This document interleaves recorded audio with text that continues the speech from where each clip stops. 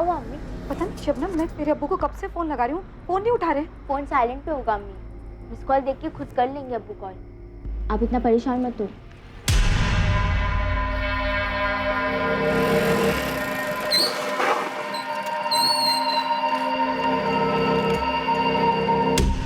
Hello police, मैं office से आ रहा था। मैंने रास्ते में देखा कि अचानक एक आदमी पड़ा हुआ है। मैं उसके सामने गया, मैं देखा कि वो मरा पड़ा हुआ था। मुझे कुछ समझ में नहीं आया और मैंने पुलिस को कॉल किया। साहब, हमने बटुआ चेक किया लेकिन इसमें कुछ भी ऐसा नहीं मिला जिससे इसकी पहचान हो सके। सर, हो सकता है फोन इसी आदमी का है। जी। फोन लॉक्ड है। अगर कॉलर ने फिर से फोन किया तो पता चलेगा ये आदमी कौन है।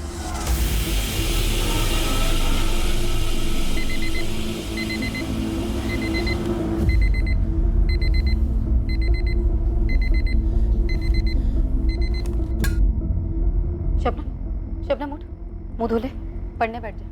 अब्बू आ गए? नहीं। नहीं?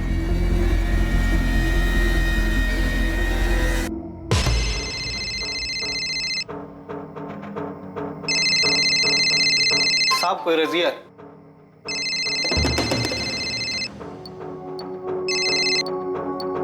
हेलो अफजल, कहाँ हैं आप? मैं रात से फोन ट्राई कर रही हूँ, फोन ही नहीं उठा रहे। मैं पुलिस सब इंस्पेक्टर संतोष बोल रहा हूँ, मिलन नगर थाने से। पुलिस?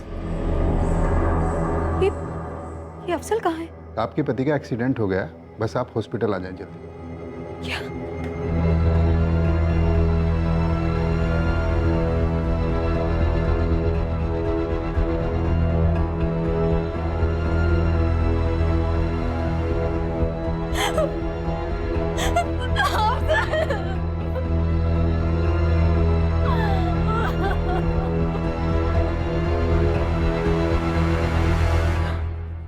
मेरे शौहर अफजल टेलर थे, अपनी दुकान है उनकी। आपके शौहर जबलपुर बाईपास रोड पर क्या कर रहे थे? मुझे नहीं पता साहब। कल शाम में अफजल घर आए, खाना खाया और फिर बाहर चले गए। बस इतना ही कहा कि मैं जानता नहीं, अजनबी है, कुछ काम धंधे की बात करना चाहता है। हमने अभी हिट एंड रन का केस रजिस्टर किया है। ये कुछ सामान है उनका जो उनकी बॉडी से मिला। इन्ना लिल्लाहि व इन्ना इलैहि राजिऊन।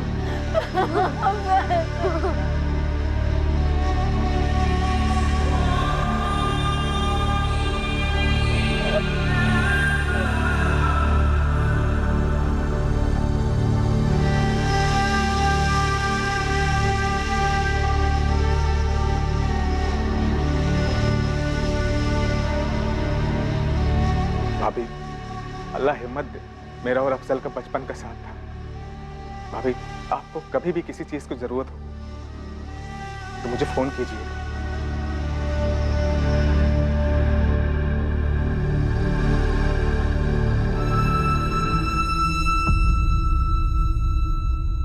किसके दिल में क्या है, कौन अपने दिल में आपके लिए बैर रखे हुए है, ये कोई नहीं कह सकता। एक रात में एक परिवार उजड़ गया। एक रोड एक्सीडेंट में अफजल शेख की ऑन द स्पॉट मौत हो गई, लेकिन उसकी बीवी रजिया शेख को यह शक था कि उसे मारा गया है। क्या यह सिर्फ एक वहम, सिर्फ एक रोड एक्सीडेंट था या फिर एक मर्डर? साहब, मुझे लगता है कि अफजल उस रात जिस अजनबी आदमी से मिलने गए थे, उसने जानबूझकर उन्हें कुचल दिया। लेकिन अभी तो एक्सीडेंट ही लग रहा है। पोस्टमार्टम में कुछ आया नहीं। जहाँ एक्सीडेंट हुआ वहाँ सीसीटीवी नहीं था, पर किसी ने कुछ देखा नहीं, कुछ बताया नहीं। आपका कहना है वो अजनबी था, पहली बार मिलना। आपके पति के कॉल रिकॉर्ड्स में भी कुछ नहीं मिला, तो भला अजनबी ऐसा क्यों करेगा? साहब, ये आप पता लगाइए। मेरे पति की किसी से कोई दुश्मनी नहीं थी। दुश्मनी नहीं थी तो कोई मर्डर क्यों करेगा? जरा सोचिए इस बारे में। कत्ल ना सही, एक्सीडेंट तो है, और मैं चाहती हूँ कि ये जिस किसी ने भी किया है उसे कड़ी से कड़ी सजा मिले।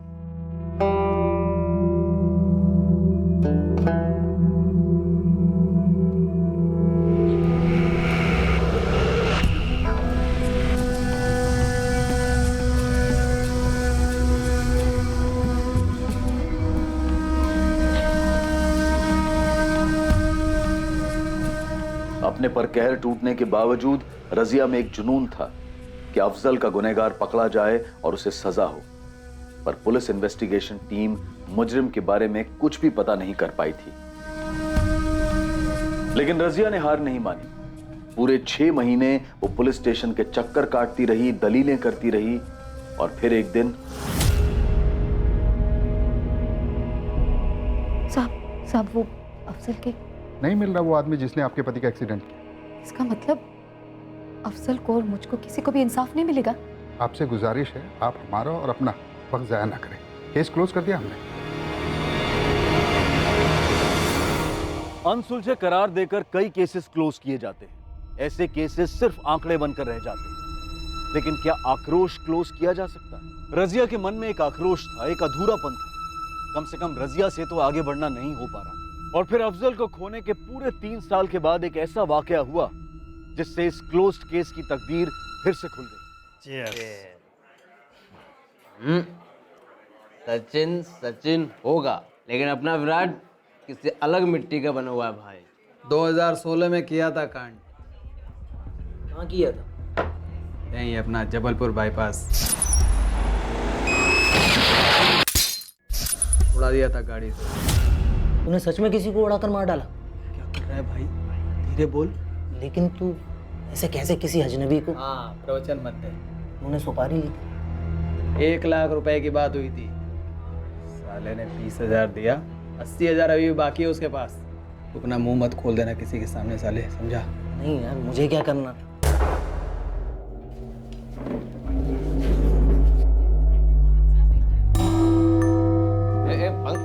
भाई अरे यार बबलू आ जा रहे हो यार। बबलू ये तो पार्टी शुरू हुई है। बबलू तू पी। पंकज भाई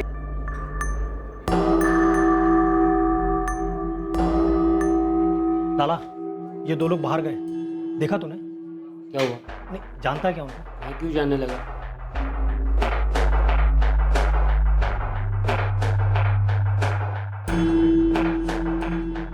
ये इन्फॉर्मेशन कितनी सही है? खबरी के कान कभी धोखा नहीं देते साहब। वो बंदा पक्का सुपारी की ही बात कर रहा था। तूने आगे कुछ की? उस बंदे को ढूंढने की कोशिश की? किया ना साहब, पूरा हफ्ता रोज चील की तरह ठेके पे नजर रखी मैंने, लेकिन वो दोनों बंदे फिर आए ही नहीं। कौन से गैंग के लिए काम करता है? पुलिस के गैंग के लिए, पुलिस का खबरी हूँ। तो उन्होंने कोई कांड किया क्या? कांड नहीं, अपना काम नहीं। मेरा काम करें लाला, मेरा नंबर ले, और वो दोनों यदि यहाँ दोबारा दिखे ना तो उनकी फोटो खींच, उनका डिटेल निकाल और मुझे बता। लाला ने अभी तक कोई फोन नहीं किया? नहीं किया सर। तो स्केच आर्टिस्ट के साथ बैठकर स्केच बनवा सकता है, जिसे तूने देखा। जो बंदा डींग हाँक रहा था उसका चेहरा तो नहीं देख पाया, लेकिन हाँ ये दोबारा टकरा जाए ना, दिमाग की घंटी जरूर बजेगी। जगह कौन सी बताई जहाँ उसने किसी को कुचला था? जबलपुर बाईपास के पास 2016 में। हम तब के केसेस खंगालेंगे, लेकिन पंकज तूने जिनकी बातें सुनी उन्हें ढूंढना जारी रख। जी साहब। अच्छा, कातिल आज़ाद घूम रहा है, मतलब केस अनसुलझा रहा होगा और क्लोजर रिपोर्ट फाइल हुई होगी। एक काम करो, तुम और आसमा 2016 में जबलपुर बाईपास पर जितने भी एक्सीडेंट केसेस हुए सबकी फाइल मंगवाओ।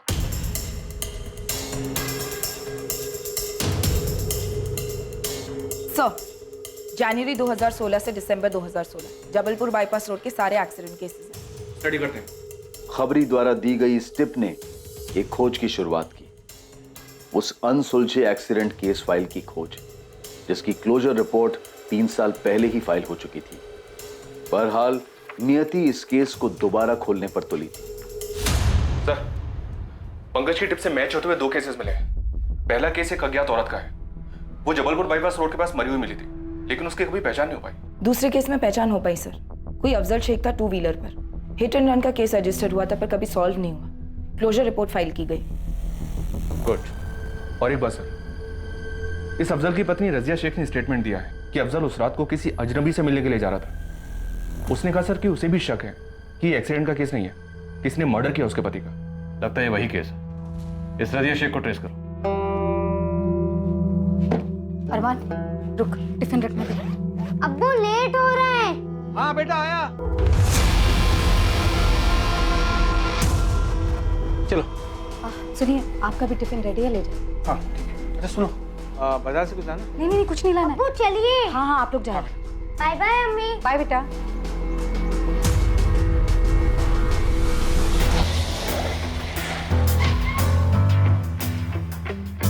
रजिया शेख का घर यही है ना?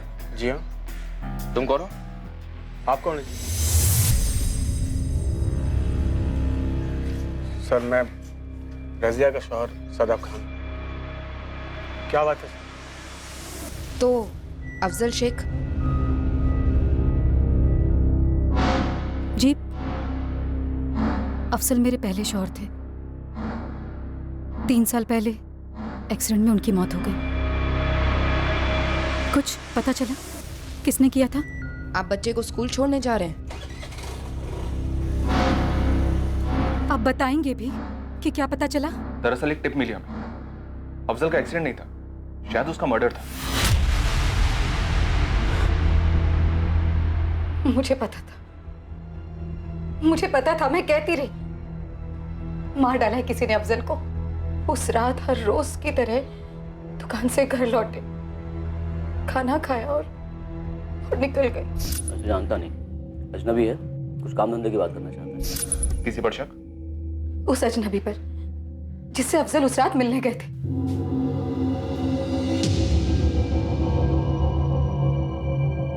शादाब, आप करते क्या हैं? सर वो मेरी स्टेशनरी की दुकान है। आप दोनों कैसे मिले? हम पड़ोसी थे।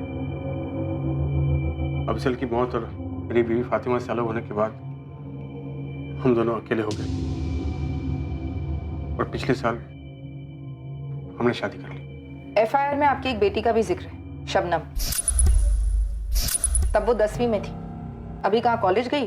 शबनम हमारी शादी के खिलाफ थी, तो उसने घर छोड़ दिया, खुद से रहती। मैंने रोका था शबनम को। शादाब ने भी रोकने की कोशिश की थी। शबनम ने एक नहीं सुनी हमारी। अभी कहाँ रहती हो? जी यहीं जबलपुर में, एक प्राइवेट ऑफिस में अकाउंट असिस्टेंट के तौर पे काम करती है। शबनम का घर का एड्रेस, ऑफिस एड्रेस, उसका मोबाइल नंबर लिख दीजिए।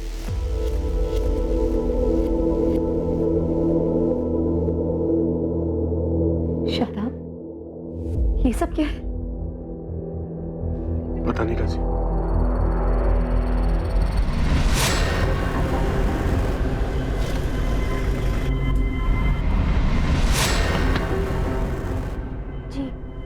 शबनम शेख, अफजल शेख की बेटी। मुझे वो शादाब पसंद नहीं। क्यों? कुछ किया है उसने तुम्हारे साथ? नहीं, ऐसा कुछ नहीं। हम तुम्हारे अब्बू का एक्सीडेंट केस फिर से ओपन कर रहे हैं। हमें शक है कि उनका एक्सीडेंट नहीं हुआ था, कत्ल हुआ था। कत्ल? हाँ शबनम, लेकिन इस वक्त हमें यह भी शक हो रहा है कि तुम कुछ जानती हो जो हमें बता नहीं रही, कुछ तो छुपा रही। मुझे कुछ नहीं पता, मैं कुछ छुपा नहीं रही हूँ। मुझे बस सुनकर शौक हो गया। लेकिन हमारे बताने के पहले से तुम हमें शॉक लग रही थी। शबनम प्लीज, तुम हेल्प कर सकती हो हमारी? क्या तुम नहीं चाहोगी तुम्हारे अब्बू का कातिल पकड़ा जाए? बताओगी नहीं तुम्हें किस पर शक है? मुझे कैसे किसी पर शक हो सकता है? सच में मैम, मुझे कुछ नहीं पता। 3 साल में काफी डेवलपमेंट हुई है शेख परिवार में। जी सर। लड़की जरूर कुछ छुपा रही है सर। और ये शादाब भी बॉडी लैंग्वेज से काफी नर्वस लग रहा था। रजिया भी सर, काफी कोशिश करी थी नॉर्मल रहने की, लेकिन साफ दिख रहा था अंदर कुछ चल रहा है। इस मर्डर का तगड़ा मोटिव दिख रहा है। रजिया और शादाब का अरसे से अफेयर रहा होगा। अफजल रास्ते का कांटा था। इस ट्रायंगल के तीनों एंगल्स के डिटेल्स निकलो। रजिया, शादाब और वो पहला शौहर मरहूम अफजल शेख। साहब, 3 साल पहले हुआ एक एक्सीडेंट केस अब मर्डर केस मालूम हो रहा था, जैसा कि उस वक्त रजिया को लग रहा था। लेकिन उस वक्त न्याय की गुहार लगाने वाली पीड़ित की पत्नी इस वक्त संदिग्ध मालूम हो रही थी। अब सवाल यह उठ रहा था कि क्या घर की दीवारों में दीमक काफी पहले से लगी हुई थी और क्या किसी अपने ने ही अफजल के खिलाफ अपने दिल में बैर पाल रखा था? सर, आसमा, क्या खबर? आपका शक सही निकला सर।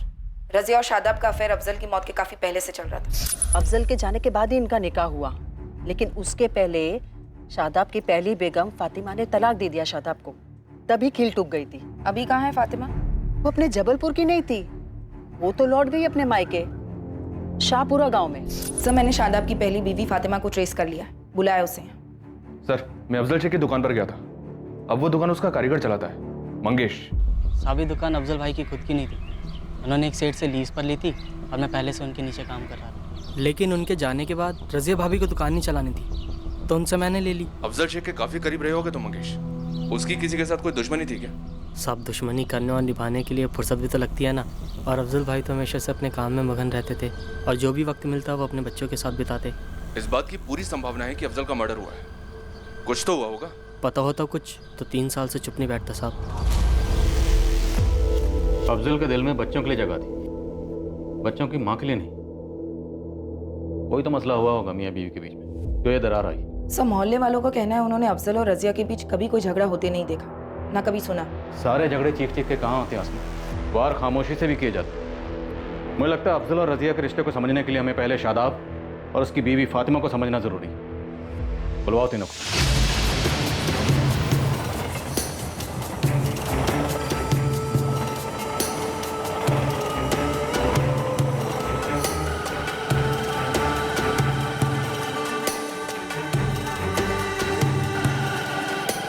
शादाब और मेरी शादी हमारे घर वालों ने तय की थी।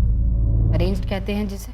पहले 2 साल जब तक हम बच्चे के लिए कोशिश कर रहे थे, शादाब मुझसे बहुत प्यार करता था। लेकिन जैसे जैसे डॉक्टर जवाब देते गए, शादाब बदल गया। या यूं कहिए कि उसने अपना असली चेहरा दिखाना शुरू कर दिया। ये डॉक्टर ने इंदौर वाले स्पेशलिस्ट का नंबर दिया है। इस डॉक्टर का नाम भी पहले वाले डॉक्टर ने दिया था और उस डॉक्टर का नाम भी किसी न किसी ने दिया था। सभी दूसरे डॉक्टर का नाम ही दे रहे हैं और हम पानी की तरह पैसा बहा रहे हैं, लेकिन हमको बच्चा क्यों नहीं दे रहा? अल्लाह ना करे, अभी हमारी उम्र ही क्या है? हाँ, आप ऐसे उम्मीद मत खोइए, हम और एक बार कोशिश करेंगे ना। फातिमा, आज के बाद इस घर में बच्चे का जिक्र तक नहीं होगा। मैं एक बार और कोशिश कर हार का मुंह नहीं देखना चाहता। खुदा के वास्ते मुझे थोड़ा सुकून दे दो बस। एक तो बच्चा नहीं होने का टेंशन था और दूसरी तरफ मेरा बिजनेस भी डाउन था, काफी डाउन था। इसलिए मैंने बच्चे के बारे में सोचना ही बंद कर दिया। फातिमा से टोटल दूर हो गया। और रजिया के करीब हो गए। अफेयर शुरू हुआ उसके साथ? शुरुआत दोस्ती से, हमदर्दी से ही सर। फातिमा, तुम मेरे घर जाओ और शबनम का होमवर्क चेक करो। मुझे शादाब से जरूरी बात करनी है। क्या कहना आपको? इंदौर के डॉक्टर से एक बार बात क्यों नहीं कर लेते तुम? शादाब, देखिए फातिमा कितनी कोशिशें कर रही है। अगर अल्लाह में आने चाहिए। अल्लाह में आप फैसला कर चुके हैं रज़िया। जबलपुर के सबसे बड़े डॉक्टर जोशी मुझे बोल चुके हैं, दुनिया इधर की उधर हो जाए लेकिन फातिमा मां नहीं बन पाएगी। या अल्लाह, तुमने ये बात फातिमा को बताई है? बताई है, घुमा फिरा कर, साफ लफ्जों में नहीं बताई। वो कभी मां नहीं बन सकती। मेरी हिम्मत नहीं होती उससे बताने की। और आप भी खुदा के वास्ते उसे कुछ मत बताना, वरना वो खुद को मेरी गुनहगार समझेगी, घर पर बैठेगी। मैं जानबूझकर उसे तीखी बात करता हूं ताकि वो मुझसे कुछ उम्मीद न रखे, क्योंकि अब कोई दवा फातिमा को मां बना नहीं सकती। और मैं कभी बाप नहीं बन पाऊंगा। ये दर्द मुझे रात दिन खाता है, किससे कहूं मैं? क्या करूं मैं? चुप हो जाइए।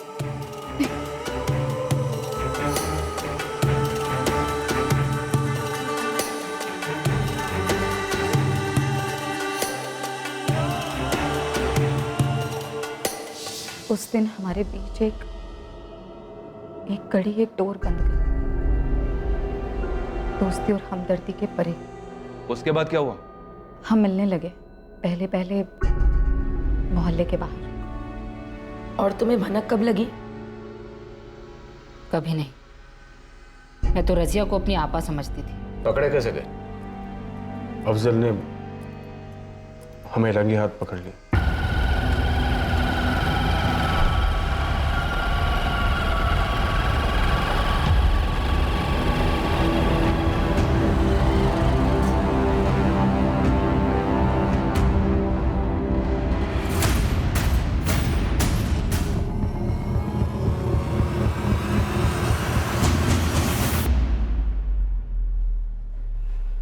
अफसर, आप आज जल्दी आ गए? देर हो गई। लेकिन तुम कहां से कहां पहुंच गई रजिया? अफजल, आप क्या बोल रहे हैं? मेरी कुछ समझ में नहीं आ रही। शादाब को फोन मिलाओ और बुलाओ उसे यहाँ। शादाब को? लेकिन क्यों? क्यों? रजिया, ये सवाल अपने आप से पूछो, क्यों? शादाब को फोन कर और बुलाओ उसे यहाँ।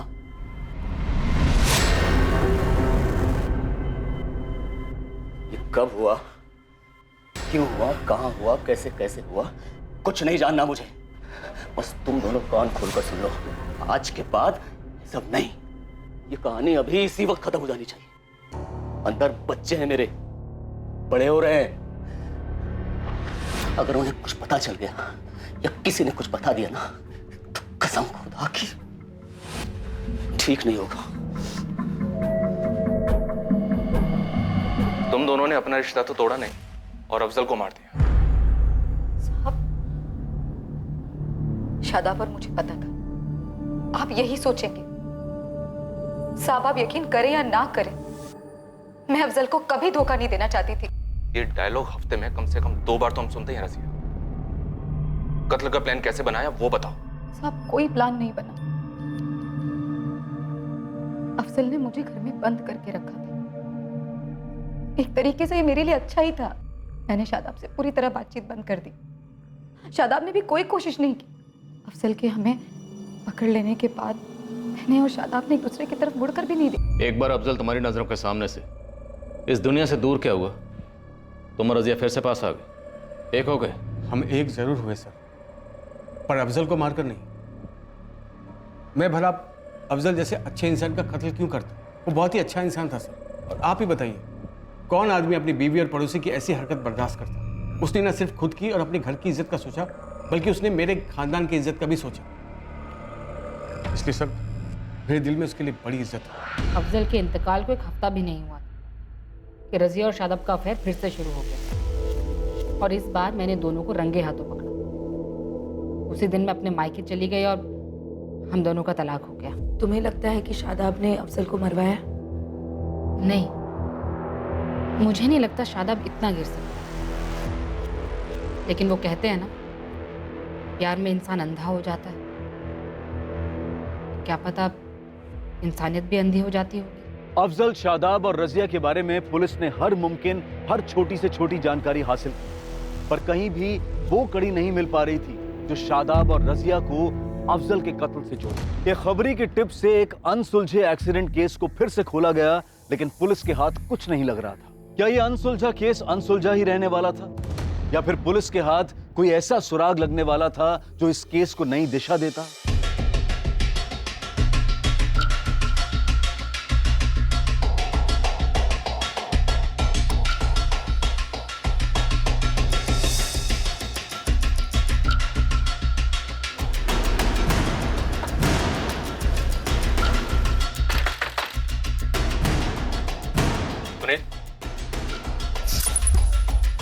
जी, आप लोग कौन है?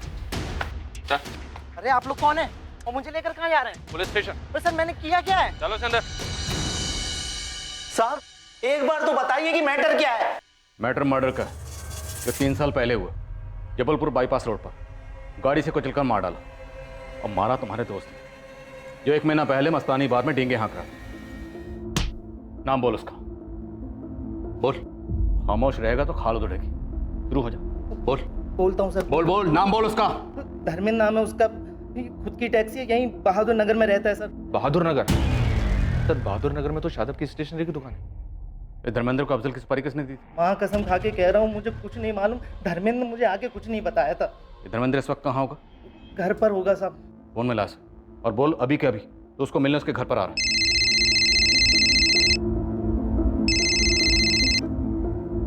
हेलो, हाँ सुनील, बोल, क्या हुआ? धर्मेंद्र भाई, वो बस ऐसे ही फोन किया था। कहाँ हो आप? घर पर ही हूँ। क्या हुआ, बोलना। नहीं, वो बस मैं सोच रहा था आपसे आकर मिल लूं। हेलो धर्मेंद्र भाई। हाँ, सुन रहा हूँ। आजा, मैं घर पर ही हूँ। क्या हुआ जी? आप अचानक इतने परेशान लग रहे हैं।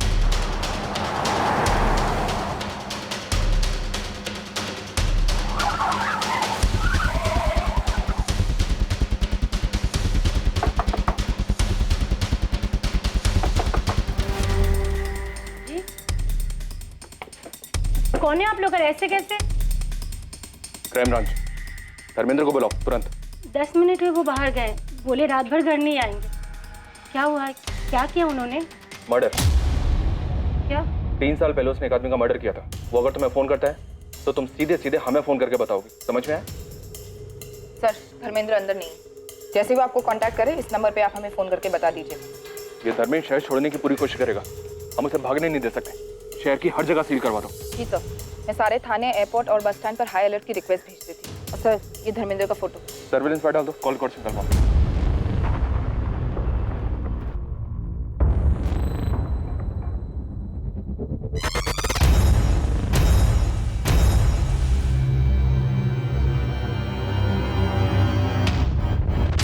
बिगड़ा कर खलील भाई, लगता है पुलिस वाले अफजल का केस फिर से खोल रहे हैं। क्या?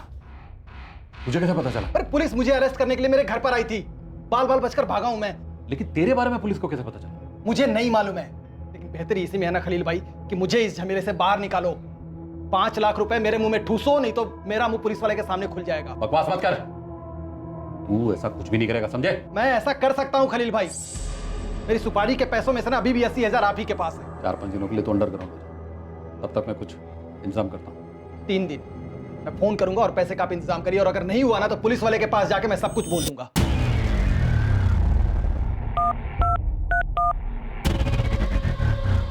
हेलो, खलील बोल रहा हूँ। हाँ, क्या हो रहा खलील? पुलिस अफजल का केस दोबारा खुलवा रही है। धर्मेंद्र को उठाने के लिए उसके घर गई थी, लेकिन वो बच के निकल गया। ये कब हुआ?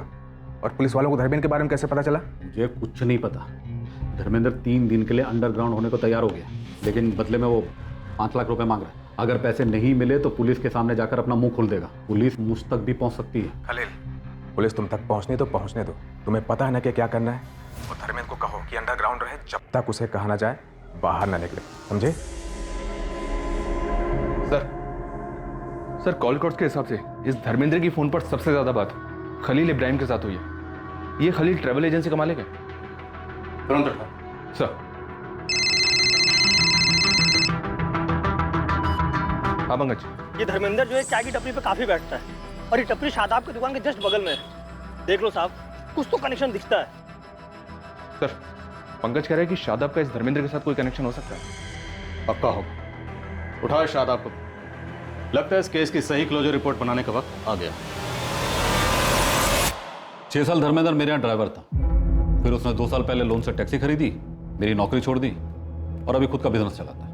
तो फिर वो तुम्हें बार बार फोन क्यों लगाता रहता है? वो इसलिए कि वो अपना लोन नहीं चुका पा रहा था, उसे अपनी नौकरी वापस चाहिए। उसे 80,000 वापस चाहिए थे।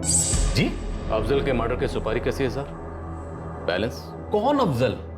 कैसा कत्ल? कौन सी सुपारी? और सर, ये सब आप मुझे क्यों बोल रहे हैं? सुपारी तुमने दी थी खलील। तुमने कहा धर्मेंद्र ने 2 साल पहले नौकरी छोड़ दी थी। अफजल का मर्डर हुआ 3 साल पहले। उस वक्त धर्मेंद्र तुम्हारी एजेंसी में नौकरी करता था। तब उसके पास खुद की गाड़ी भी नहीं थी। उस हिसाब से तो मर्डर में यूज की गई गाड़ी तुम्हारी रही होगी। नहीं मैडम, ये सही नहीं है। यही सही है। और धर्मेंद्र तुम्हें बार बार फोन उस बैलेंस 80,000 के लिए करता था। सर, मुझे लगता है आप मुझे कोई और समझ। ये अफजल कौन है, मैं सच में इसे नहीं जानता। देखिए, आपने जो सवाल किए मैंने उसका सही ईमानदारी से जवाब दिया। अब इसके आगे मैं कुछ नहीं कहना चाहता। मैं बस इतना कहूंगा कि आप लोग मुझ पर बेबुनियाद इल्जाम लगा रहे हैं। ठीक है, जाओ जाओ। हाँ जाओ। खलील, याद रखना, धर्मेंद्र घर से भागा, तुम नहीं भाग पाओगे। बोल। मैं चाय तक नहीं पीता साहब, मुझे कैसे पता कि चाय की टपरी पे कौन धर्मेंद्र आता है? इस आदमी ने अफजल को अपनी गाड़ी के नीचे कुचल दिया। इस आदमी को मैंने अपने दुकान के आसपास देखा है, चाय की टपरी पर, जैसा आप बोल रहे हैं ना साहब। लेकिन इससे मेरा कोई ताल्लुक नहीं है साहब। मेरा यकीन कीजिए, मेरा अफजल के कत्ल से भी कोई ताल्लुक नहीं है साहब। सर, कॉल रिकॉर्ड्स के हिसाब से धर्मेंद्र, शादाब और रजिया के बीच कोई फोन कनेक्शन नहीं है, एक कॉल भी नहीं। शायद ये शादाब सच बोल रहा है। तो खलील के कॉल रिकॉर्ड्स खंगाले, उसका शादाब, रजिया, अफजल किसी के साथ भी कोई कांटेक्ट नहीं रहा है। तो फिर धर्मेंद्र को सुपारी किसने दी? क्योंकि सुपारी तो दी गई। धर्मेंद्र घर से भागा है और ये स्नेह झूठ बोलने की हिम्मत नहीं करेगा। ये अफजल शेख कहाँ का रहने वाला? सर जब उसकी पड़ोसी से बात हो रही थी तो वो बोली सरूनी गांव को बिलोंग करता है, पूरी फैमिली वहीं रहती थी, 8 साल पहले शिफ्ट हुए हैं। इस धर्मेंद्र के लिए तलाश जारी रखो। मिश्रा, एक टीम लेकर सरोनी गांव जाओ, देखते हैं कि अफजल शेख की मौत के सुराग के गांव में तो नहीं छुपे।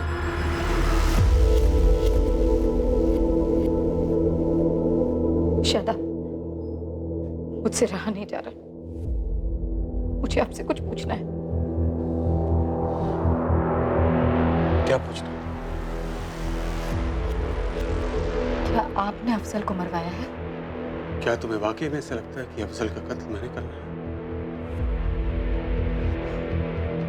मेरी आंखों में आंखें डालकर अपना सवाल पूछो रज़िया। मेरी तरफ देखो, क्या ये आंखें खूनी की लगती है? अफजल के खूनी की मैंने किसी को सुपारी वाली नहीं थी रज़िया। तकदीर का लिखा जो होना था बस वो होता गया।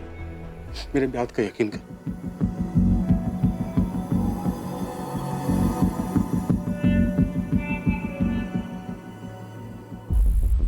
ये ज़मीन जिस पर मैं खेती कर रहा हूँ ये दरअसल अफजल भाई की ही है। पिछले 5 सालों से मैं ही इस ज़मीन पर खेती कर रहा हूँ, लेकिन उन्होंने खुद से मुझे कभी भी किराया या अनाज के बारे में नहीं पूछा। अल्लाह के बंदे थे वो, बहुत नेक। अच्छा, अफजल के गांव में किसी के साथ कोई दुश्मनी इस जमीन को लेकर या किसी और मसले को लेकर, या बाप दादाओं वाली दुश्मनी? मैंने तो उन्हें कभी ऊंची आवाज में बात करते हुए भी नहीं देखा। अच्छा, इस गांव में अफजल का कोई दोस्त है क्या, कोई खास? जी हाँ, माजिद। भाभी, आपको कभी भी किसी चीज की जरूरत हो तो मुझे फोन कीजिएगा। कहाँ मिलेगा इस वक्त? माजिद पार्टी के दफ्तर में होगा। केशव, क्या ये डिजाइन कितनी गलत है?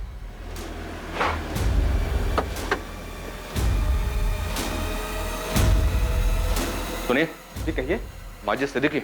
हाँ, मैं ही हूँ। आप कौन? अफजल जैसा दोस्त नहीं था, बहुत याद आती है सर। साथ ही पढ़ाई की, साथ ही बड़े हुए थे। यहाँ गांव में अफजल का किसी के साथ कोई झगड़ा, कोई पुरानी दुश्मनी? सर अभी तक तो आपको गांव वालों से मालूम पड़ ही गया होगा। मेरा दोस्त बहुत शरीफ बंदा था, लेकिन जबलपुर में कुछ हुआ हो तो वो मुझे नहीं पता। रजिया के बारे में जानते हो तुम? अफजल की मौत के बाद मैंने रजिया भाभी को फ़ोन किया था। हेलो, अस्सलाम वालेकुम। वालेकुम सलाम। आप कौन बोल रहे हैं? जी, मैं शादाब बोल रहा हूँ। ये नंबर तो रजिया भाभी का है ना? जी हाँ, मैं रजिया का शौहर। ओह, रजिया भाभी ने शादी कर ली? मैं आपको बाद में फ़ोन करता हूँ। बस मलाल इस बात का है कि ये फ़ोन रजिया भाभी की तरफ से नहीं आया, पर ठीक है, अल्लाह की ही मर्जी। चलो इसी बहाने कम से कम शबनम और अरमान को बाप का साया तो मिला। लेकिन बेटी शबनम रजिया और शादाब के साथ नहीं रहती। इस बारे में तो मुझे मालूम ही नहीं। क्या अफजल ने आपको कभी रजिया और शादाब के नाजायज रिश्ते के बारे में बताया? नहीं सर, उसने कभी नहीं बताया। और अभी तो आपने कहा कि अफजल आपका जिगरी दोस्त था। हाँ, मुझे तो ये लग रहा था कि मेरा एक अच्छा दोस्त है, पर अब मुझे एहसास हो रहा है सर कि उसने कभी मुझे अपना नहीं माना, पर मेरे लिए वो आज भी दोस्त रहेगा। इस केस की इन्वेस्टिगेशन अब भी अपनी मंजिल से काफी दूर थी। हालांकि पुलिस जानती थी कि अफजल का कत्ल किसने किया था, लेकिन वो ये जानने में अब तक नाकाम रही थी कि अफजल का कातिल आखिर किस शतरंज का मोहरा था। अफजल का कत्ल आखिर क्यों किया गया और इस कत्ल के पीछे की वजह क्या थी? 3 साल पहले आखिर ऐसा क्या हुआ था? क्या पुलिस किसी सुराग तक पहुंचने वाली थी या फिर कोई सुराग पुलिस तक? शबनम, अच्छा किया जो तुम खुद अपना बयान लिखवाने के लिए आई। यकीन मान, छोटी से छोटी जानकारी भी तुम्हारे अब्बू के कातिलों को पकड़ने में हमारी बहुत मदद करेगी। बोलो। अब्बू ने अम्मी और शादाब को रंगे हाथों पकड़ा था। कब हुआ, क्यों हुआ, कहाँ हुआ, कैसे कैसे हुआ, कुछ नहीं जानना मुझे। आज के बाद सब नहीं। फिर उस रात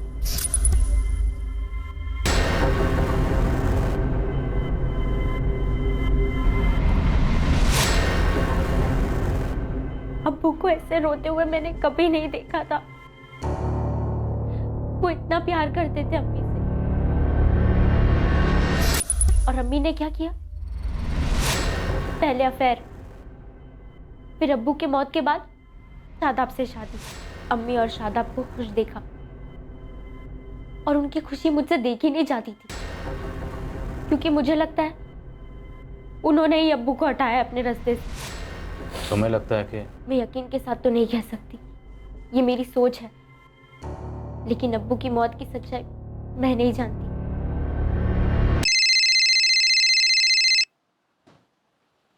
हाँ पंकज, बोल। साहब, आपका बंदा मिल गया। यहाँ इमाम नगर के एक लॉज में छुप के बैठा है।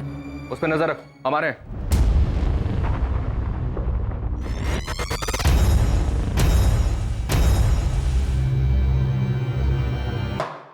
पहले बोल, सुपारी किसने दी? मेरे मालिक खलील इब्राहिम ने। अफजल शेख नाम है इसका, गाड़ी से उड़ाना, एक्सीडेंट लगना चाहिए। एडवांस 20,000, बाकी के 80,000 काम होने के बाद। मैं उससे मिलने उसके दुकान पर गया था, दर्जी की दुकान पर। मंगेश, दुकान संभालने में खाना खा के आता हूँ। अफजल भाई, अब सलाम। सलाम। माफ कीजिए, मैंने आपको पहचाना नहीं। जी, दरअसल मेरा नाम बाला है। आपकी कारीगरी की बहुत तारीफ है, इसलिए मिलने चाहिए। वो क्या है ना कि मैं एक छोटा सा गारमेंट का बिजनेस शुरू कर रहा हूँ और मुझे एक काबिल साथी की ज़रूरत है जो मेरे बिजनेस को संभाल पाए। कहीं बैठ के बात करेंगे? भाई साहब, क्या है कि वो मैं भी खाना खाने घर जा रहा था, उसके बाद एक अर्जेंट डिलीवरी है, शाम को मिले। शाम को तो मेरी 4-6 मीटिंग्स हैं, लेट हो जाएगा। अंधेर रात को 10 बजे मिलेंगे? रात को 10 बजे बहुत लेट नहीं हो जाएगा? प्रॉब्लम है? नहीं, प्रॉब्लम नहीं है कोई। हाँ तो फिर ठीक है ना, अपना वो जबलपुर बाईपास के पास जो फर्स्ट एग्जिट है ना, वहीं पर मिलते हैं रात को 10 बजे। चलिए ठीक है, फिर 10 बजे मिलते हैं वहीं बाईपास।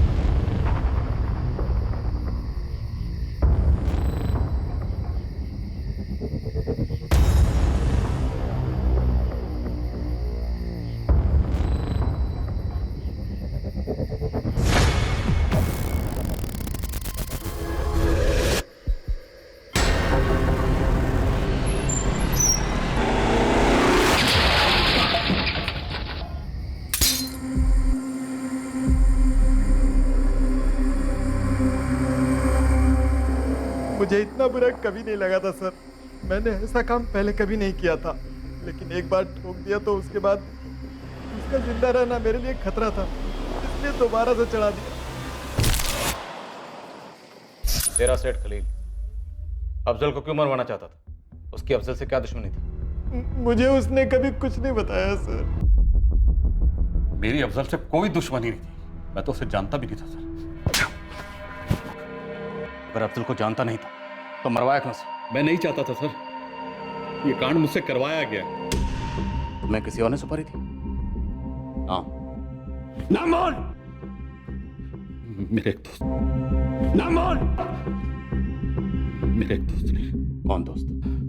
एक छोटे लेवल का पॉलिटिशियन है सर, सरोनी गांव का, माजिद सिद्दीकी।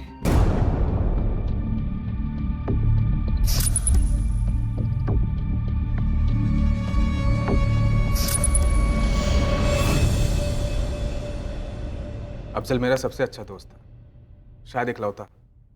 लंगोटिया यार थे सर, हम सब कुछ साथ में करते थे। हमने गांव में किराने की दुकान भी खोली, हमारा धंधा चल निकला। अफजल एक दिन बोला कि वो ज़िंदगी में कुछ बड़ा करना चाहता है, तो 2011 में वो जबलपुर के लिए चला गया, पार्टनरशिप तोड़ के। बिजनेस टूटा, लेकिन हमारी दोस्ती फिर भी कायम थी सर। गाँव वाले मिसालें दिया करते थे हमारी दोस्ती की। जबलपुर जाने के बाद भी हम लोग टच में तो थे, लेकिन पहले जैसे नहीं। वाकई अफजल मेरी हिम्मत है सर। अगर अफजल तुम्हारी हिम्मत था तो उसे मरवाया क्यों? रज़िया ने कहा था उसे मरवाने के? नहीं। इलेक्शन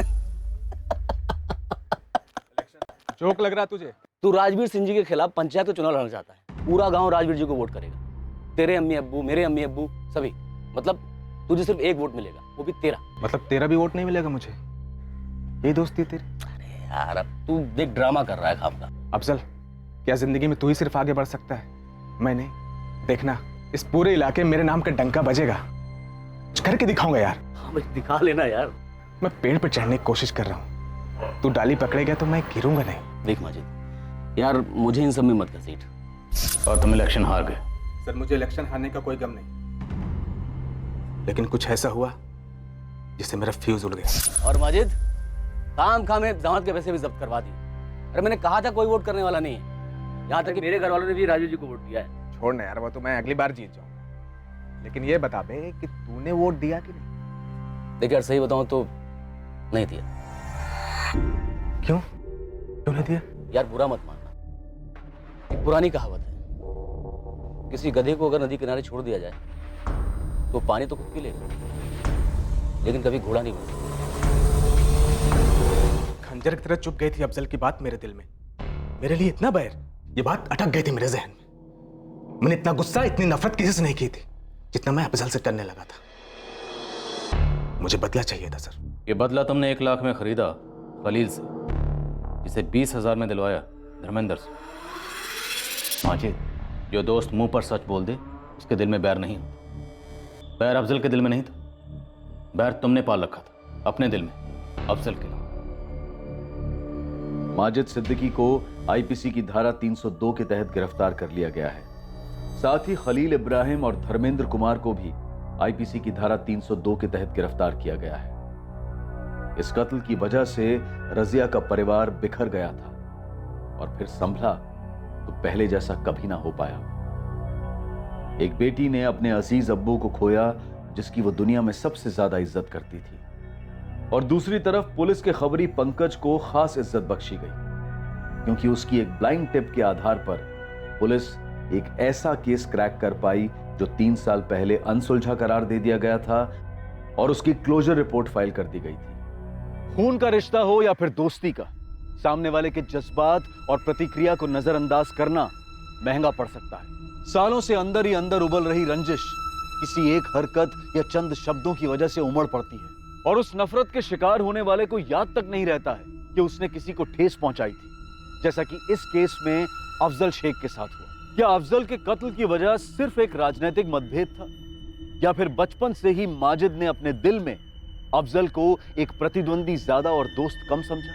शायद माजिद को भी अंदाजा नहीं था कि उसके मन में क्या उमड़ रहा है, लेकिन जुर्म करने की कोई भी वजह उचित नहीं होती। ऐसी किसी भी प्रतिक्रिया से सतर्क रहना चाहिए। अगर मन में ऐसे ख्याल आते हैं या घर करने लगते हैं तो समझदारी से आगे बढ़ने में ही हमारी और हमसे जुड़े लोगों की भलाई है।